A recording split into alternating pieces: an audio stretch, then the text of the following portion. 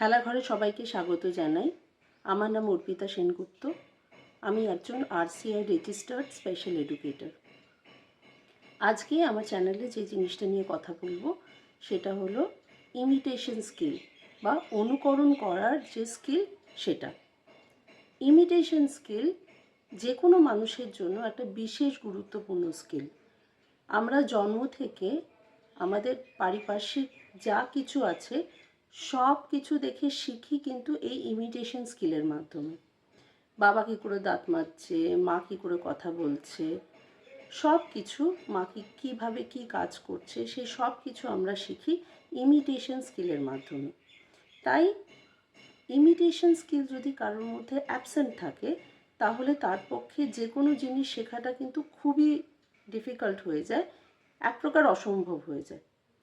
দেখতে গেলে আমরা কিন্তু যে কোনো ভাষা শিখি ইমিটেশন স্কিলের মাধ্যমে।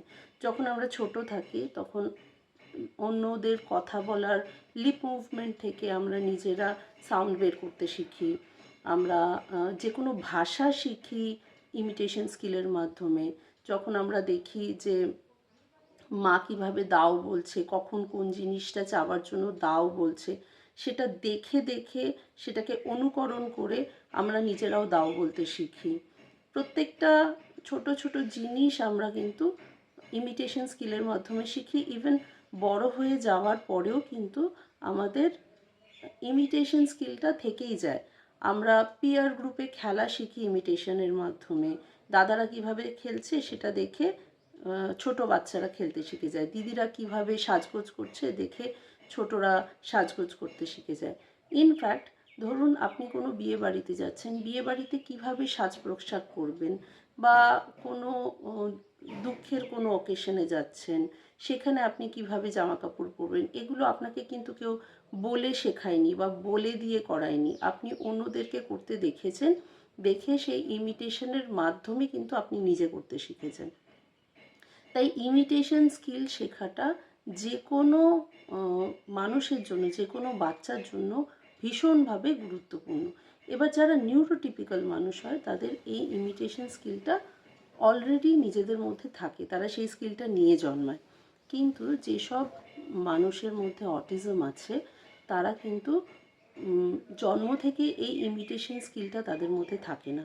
তারা মোস্ট অফ দ্য টাইম নিজেদের একটা কোকুনের মধ্যে নিজেদেরকে ঢুকিয়ে রাখে, খুব বেশি আত্মকেন্দ্রিক হয়, নিজেদের জগতে নিজেরা থাকে। সেই জন্য তাদের মধ্যে এই ইমিটেশন স্কিলটা এত সহজে ডেভেলপ করে না। আমরা যখন তাদেরকে স্পেশাল এডুকেশন দিই, তাদের সাথে স্পেশাল এডুকেশনের ক্লাস করি, তখন ট্রেনিংয়ের মাধ্যমে তাদের মধ্যে এই ইমিটেশন স্কিলটা আমরা ডেভেলপ করার চেষ্টা করি। আর একদম শুরু থেকেই প্রথমেই আমরা টার্গেট নিই এই ইমিটেশন স্কিলটা শেখানোর জন্য। শুরু করি আমরা গ্রস মোটর ইমিটেশনের মাধ্যমে। গ্রস মোটর ইমিটেশন কি? আমাদের পুরো বডি পার্টস ইউজ করে, প্রত্যেকটা বড় জয়েন্ট আমরা ইউজ করে যে ইমিটেশন স্কিলটা আমরা করি সেটাকে আমরা বলি gross motor imitation. Gross motor ইমিটেশনের মধ্যে আমরা বলি এরকম করো, এরকম করো, এরকম করো, এরকম করো, এরকম করো, এরকম করো, এগুলো সব গ্রস মোটর ইমিটেশনের মধ্যে পড়ে। বড় বড় জয়েন্ট আমরা ইউজ করে যে কাজটা করি সেটা হচ্ছে আমাদের gross motor imitation. Imitation skill শেখানোর সময় যে জিনিসটা মাথায় রাখতে হয়, আমরা কিন্তু কখনো বলি না মাথায় হাত দাও, কাঁধে হাত দাও, এরকমভাবে বলি না। আমরা বলি এরকম করো। মানে আমি যে কোনো বাচ্চাকে এইভাবে ট্রেন করানোর চেষ্টা করছি যে সে যে কোনো অ্যাকশন দেখে যাতে ইমিটেট করে, যে কোনো খেলা দেখে যাতে ইমিটেট করে, তাকে যাতে আমি ইনস্ট্রাকশনও দেওয়া শেখাবো বা ইনস্ট্রাকশনটা পরবর্তীকালে আসবে, কিন্তু প্রথমে যখন ইমিটেশন স্কিল আমি ডেভেলপ করাচ্ছি তখন আমার ইনস্ট্রাকশনটা হবে, ইংলিশে বলি আমরা ডু দিস, বাংলায় আমরা বলি এরকম করো। গ্রস মোটর ইমিটেশনের মধ্যে এই স্কিলটা আসে, গ্রস মোটর ইমিটেশনের মধ্যে এই স্কিলটা আসে, এগুলো সব গ্রস মোটর ইমিটেশনের মধ্যে পড়ে। গ্রস মোটর ইমিটেশনের সাথে সাথে প্যারালেলি আমরা ইন্ট্রোডিউস করি fine motor imitation. Fine motor imitation আমরা কোনটাকে বলি? এই হাতের 10টা আঙ্গুল ব্যবহার করে যে কোনো ফাইন মোটর কাজ করার সময় যে স্কিলটা প্রয়োজন হয় সেটাকে আমরা বলি fine motor imitation. Fine motor ইমিটেশনের মধ্যে কি পড়ে? এইটা পড়ে ফাইন মোটর ইমিটেশনের মধ্যে, এইটা পড়ে, এইটা পড়ে। এরকম করো, আমরা যখন ইনস্ট্রাকশন দিই আমরা বলি এরকম করো, এরকম করো, এরকম করো, এরকম করো, এরকম করো, তারপরে এরকম, এরকম করো, এরকম করো, এরকম করো। এগুলো সব ফাইন মোটর ইমিটেশনের মধ্যে পড়ে। আপনি যেরকমভাবে চান সেরকমভাবে ফাইন মোটর ইমিটেশন ডেভেলপ করাতে পারেন। ফাইন মোটর ইমিটেশন শেখার সাথে সাথে বাচ্চার, যে কোনো বাচ্চার এই ফিঙ্গার গ্রিপিংয়ে অনেক রকম চেঞ্জেস আসে, তাদের ফিঙ্গার গ্রিপিং অনেক ইমপ্রুভ করে যায়, তার ফলে তাদের যে কোনো ছোটোখাটো কাজেও অনেক সুবিধা হয়। ইনফ্যাক্ট পেন্সিল গ্রিপিং টিপিংয়েও অনেক সুবিধা হয় এই ফাইন মোটর ইমিটেশনের থ্রু দিয়ে। Fine motor imitation, gross motor imitation হয়ে গেল, ফাইন মোটর ইমিটেশন হয়ে গেল। এরপরে আমরা চলে আসি imitates action with object. Imitates action with অবজেক্টে আমাদের জিনিসের প্রয়োজন হয়। যেমন ধরুন দুটো গ্লাস, যে কোনো অবজেক্ট ইমিটেশনের জন্য কিন্তু সবসময় আমাদের আইডেন্টিক্যাল দুটো জিনিসের প্রয়োজন পড়ে।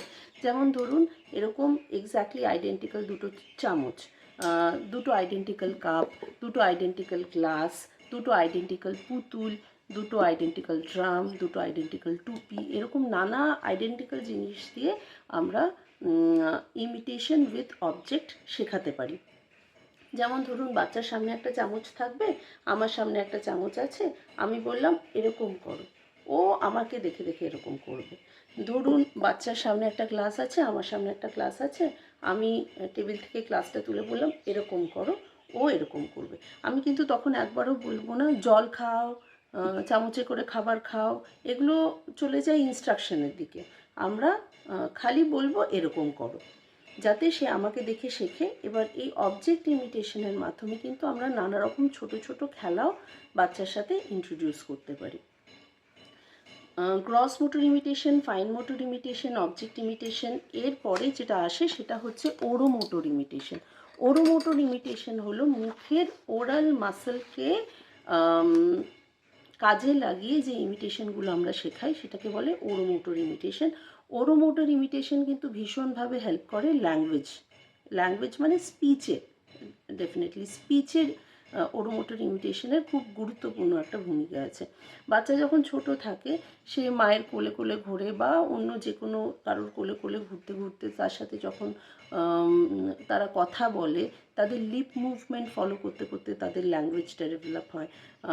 কিভাবে আ বলছে, কিভাবে বলছে, বাচ্চাদের দেখে আমরা অনেক সময় মুখ ভেঙাই, সেই মুখ ভেঙানোটা তারা কপি করার চেষ্টা করে।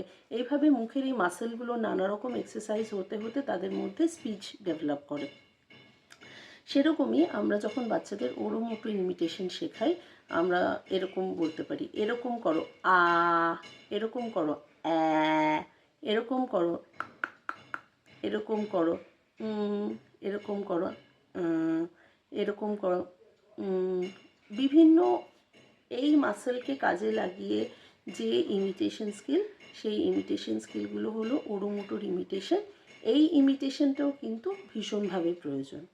এইভাবে gross motor, fine motor, imitation with object, Oro motor imitation, এগুলো করতে করতে বাচ্চার লেভেল যত বাড়তে থাকে তার ইমিটেশন স্কিলগুলোকে আমরা তত বেশি ধীরে ধীরে কমপ্লিকেটেড করতে থাকি, যাতে সে আশেপাশে যে কোনো অ্যাকশান দেখে, যে কোনো কারোর কোনো কাজকর্ম দেখে সে ধীরে ধীরে ইমিটেট করে যেন অনেক জিনিস শিখতে পারে।